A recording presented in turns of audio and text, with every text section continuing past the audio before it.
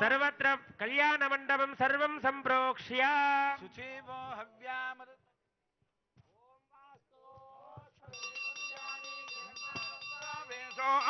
ఇప్పటిదాకా సుదీర్ఘంగా జరిగినటువంటి మంత్ర పఠనాన్ని పుణ్యాహవాచనము అని అంటారు.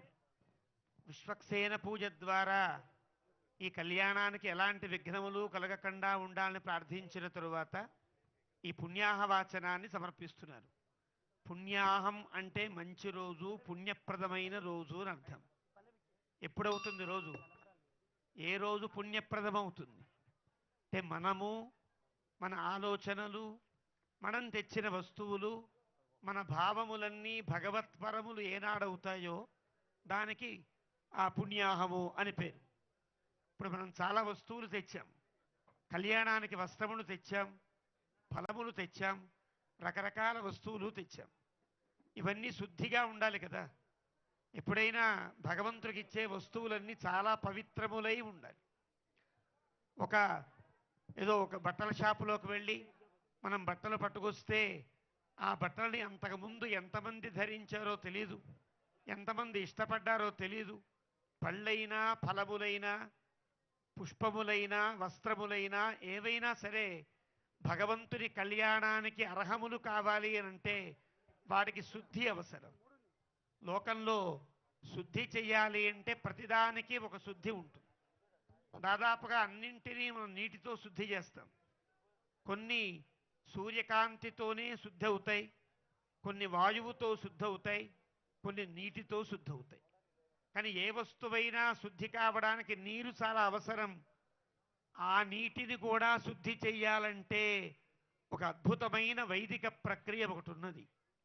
మనం ఈనాడు ఏ నదిలోంచి తీర్థం తెచ్చినా ఆ నది కలుషితంగానే ఉంది.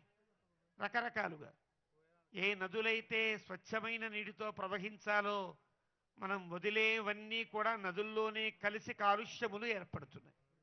కాబట్టి ఆ నీరు ఎలా శుద్ధికి పనికొస్తుంది? ఆ నీటిని కూడా శుద్ధి చేయాలంటే ఏది ప్రక్రియ?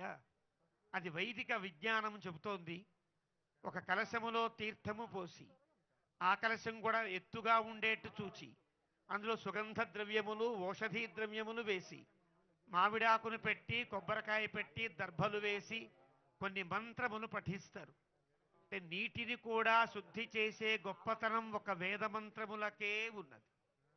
అలాంటి వేద మంత్రములతో ఆ నీటిని శుద్ధి చేసిన తరువాత ఆ శుద్ధితో వస్తువులన్నీ ప్రోక్షణ చేస్తారు.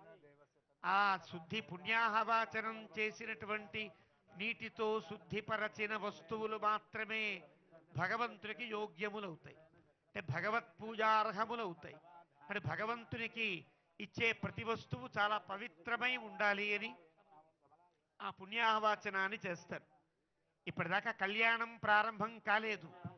కళ్యాణానికి విఘ్నం కలగకుండా విశ్వక్సేన పూజ, కళ్యాణానికి మనం తెచ్చిన సంభారాలన్నీ శుద్ధి కావడం కోసం పుణ్యాహవాచనము ఆచరించారు. ఈ పుణ్యాహవాచనం తరువాత